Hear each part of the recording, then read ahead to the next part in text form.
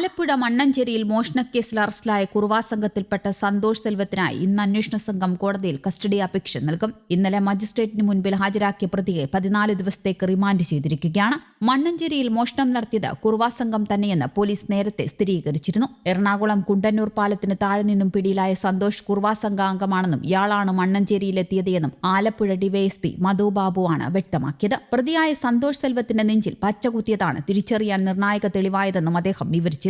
അതേസമയം എറണാകുളം കുണ്ടന്നൂരിൽ നിന്നും സന്തോഷിനൊപ്പം കസ്റ്റഡിയിലെടുത്ത മണികണ്ഠനെ പോലീസ് ഇതുവരെ പ്രതി ചേർത്തിട്ടില്ല. ഇയാൾക്ക് കുറുവാ സംഘവുമായുള്ള ബന്ധത്തെപ്പറ്റി പോലീസ് അന്വേഷിച്ചു വരികയാണ്. കുറുവാ സംഘത്തിൽപ്പെട്ട 14 പേരാണ് കേരളത്തിലെത്തിയതെന്നും കേരളത്തിലെ മോഷണത്തിന് പിന്നിലെന്നുമാണ് അന്വേഷണ സംഘത്തിന്റെ കണ്ടെത്തൽ. സന്തോഷിൽ നിന്ന് ലഭിക്കുന്ന വിവരങ്ങളിൽ നിന്നും ഇവരെ പിടികൂടാനുള്ള ശ്രമത്തിലാണ് അന്വേഷണ സംഘം. കേരളത്തിൽ 8 കേസുകളടക്കം 30ഓളം കേസുകളിൽ പ്രതിയാണ് സന്തോഷ്. ആലപ്പുഴ ഡിവൈഎസ്പി MR മധുബാബുവിന്റെ നേതൃത്വത്തിൽ 7-അംഗ സ്പെഷ്യൽ സ്ക്വാഡാണ് കുറുവാ മോഷണ കേസ് അന്വേഷിക്കുന്നത്. അതിനിടെ എറണാകുളം പറവൂരിലെ മോഷണശ്രമങ്ങൾക്ക് പിന്നിലും കുറുവാ സംഘം തന്നെയാണോ എന്ന് പോലീസ് പരിശോധിക്കുന്നുണ്ട്. വടക്കൻ പറവൂരിലെയും ചേതമംഗലത്തെയും 7 വീടുകളിലാണ് ഇതുവരെ മോഷണശ്രമമുണ്ടായത്. മോഷ്ടാക്കളുടെ കൂടുതൽ CCTV ദൃശ്യങ്ങൾ പോലീസ് ശേഖരിച്ചിട്ടുണ്ട്. ജില്ലാ റൂറൽ പോലീസ് മേധാവിയുടെ മേൽനോട്ടത്തിൽ രൂപീകരിച്ച പ്രത്യേക സംഘമാണ് അന്വേഷണം നടത്തുന്നത്. രാത്രികാല പെട്രോളിംഗിന് പുറമെ ഇന്നു മുതൽ ഡ്രോൺ ഉപയോഗിച്ചുള്ള പരിശോധനയും നടത്തും. വളരെ അപകടകാരികളായ കുറുവാ സംഘം കഴിഞ്ഞ കുറച്ചു ദിവസങ്ങളായി വാർത്തകളിൽ നിറയുന്നത് കുറുവാ മോഷണ സംഘമാണ്.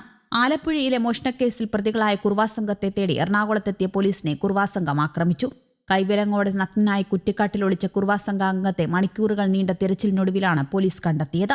ആയുധധാരികളായ മോഷ്ടാക്കളുടെ സംഘമെന്ന അർത്ഥത്തിൽ തമിഴ്നാട് ഇന്റലിജൻസ് ആണ് കുറുവാ സംഘം എന്ന പേരിട്ടത്. തമിഴ്നാട് തിരുച്ചിറപ്പള്ളിക്കടുത്തെ റാംജി നഗറാണ് പണ്ട് തിരുട്ടുഗ്രാമമായി അറിയപ്പെട്ടിരുന്നത്. ഈ ഗ്രാമവാസികളെ കുറുവാ സംഘമെന്നും വിളിച്ചു. എന്നാൽ ഇപ്പോഴത്തെ കുറുവാ സംഘത്തിലുള്ളവർ ഒരേ ഗ്രാമക്കാരല്ല. തമിഴ്നാട്ടിൽ തന്നെ ഒട്ടേറെ കുപ്രസിദ്ധ തിരുട്ടുഗ്രാമങ്ങളുണ്ട്. ഇവിടെ നിന്നുള്ളവരെല്ലാം ഈ സംഘത്തിലുണ്ട്. തമിഴ് തിരുട്ടുഗ്രാമങ്ങളിലെ ഏറ്റവും അപകടകാരികളായ മോഷ്ടാക്കളുടെ കൂട്ടമാണ് കുറുവ. മോഷ്ടിക്കാനായി കൊല്ലാൻ പോലും മടിയില്ലാത്തവരുടെ കൂട്ടം. കുറുവാ സംഘം ആക്രമണകാരികളാണ്. ഇരുമ്പ് കമ്പിയോ മറ്റോ കൊണ്ട് നടക്കും. വാതിലിന്റെ കുറ്റിയെടുക്കാനും എതിർപ്പുണ്ടായാൽ ആക്രമിക്കാനുമാണിത്. 2 പേർ വീതമാണ് മിക്കയിടത്തും കവർച്ചയ്ക്കെത്തുന്നത്. സുരക്ഷ കുറഞ്ഞ പിൻവാതിലുകൾ അനായാസം തുറന്നകത്ത് കടക്കും. ആലപ്പുഴയിലും മണ്ണഞ്ചേരിയിലും കളർകൂട്ടും മോഷണം നടത്തിയതും കുറുവാ സംഘത്തിൽപ്പെട്ടവർ തന്നെയാണെന്ന് പോലീസ് സ്ഥിരീകരിച്ചിട്ടുണ്ട്. എല്ലായിടത്തും ഈ സംഘം മോഷണത്തിന് ഉപയോഗിക്കുന്നത് ഒരേ തന്ത്രങ്ങളാണ്. പദ്ധതിയിഷ്ട മോഷണം വിജയകരമായി നടത്താനായി ആൾക്കാരെ പരിക്കേൽപ്പിക്കും. കൊല്ലാൻ വരെ മടിക്കാത്തവരാണ് കുറുവാ സംഘത്തിലെ അംഗങ്ങൾ. അതുതന്നെയാണ് അവരെ അപകടകാരികളാക്കുന്നത്. മോഷണം നടത്താൻ ഉദ്ദേശിക്കുന്ന പ്രദേശത്ത് നേരത്തെ തന്നെ എത്തി ചെറിയ തൊഴിലുകളിൽ ഏർപ്പെടും. സാവധാനം പരിസരവും വീടുകളും നിരീക്ഷിച്ച് കയറേണ്ട വീടുകൾ ഏതൊക്കെയാണെന്ന് തീരുമാനിക്കും. 2-3 പേരുടെ സംഘമാവും മോഷണത്തിന് ഇറങ്ങുന്നത്. കയ്യിൽ ഇരുമ്പുദണ്ടുകൾ ഉണ്ടാവും. പുറകിലത്തെ വാതിൽ തുറന്നാണ് ഇവർ സാധാരണ വീടുകളിൽ പ്രവേശിക്കുക.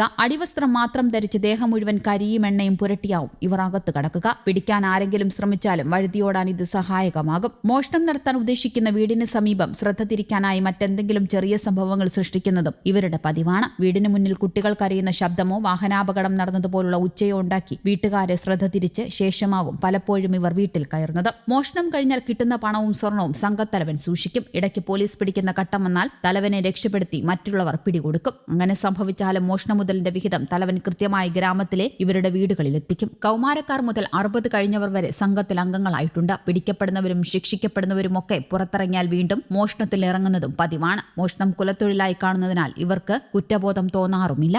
News desk Kerala Kaumudi.